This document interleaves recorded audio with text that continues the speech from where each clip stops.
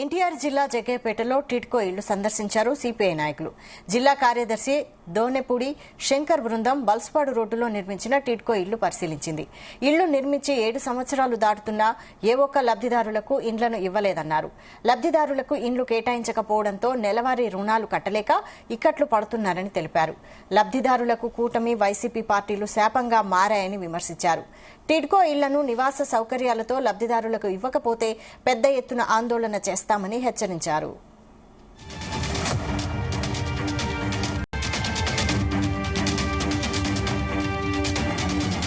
ఏనాడు 2018వ సంవత్సరంలో శంకుస్థాపన చేసినటువంటి టిడ్కో గృహాల పరిస్థితి ఆగామి గోచరంగా ఉన్నది.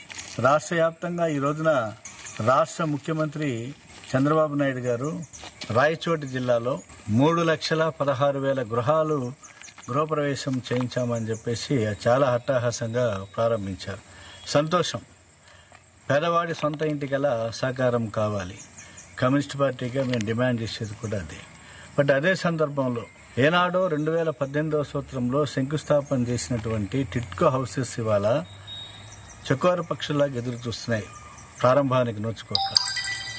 ఆంధ్ర రాష్ట్రంలోనూ అలాగే ముఖ్యంగా ఉమ్మడి కృష్ణా జిల్లా, ఎన్టీఆర్ జిల్లాలో 13,000 గృహాలు, కృష్ణా జిల్లాలో 14,000 గృహాలు టిడ్కో హౌసెస్ కన్స్ట్రక్షన్ జరిగినాయి.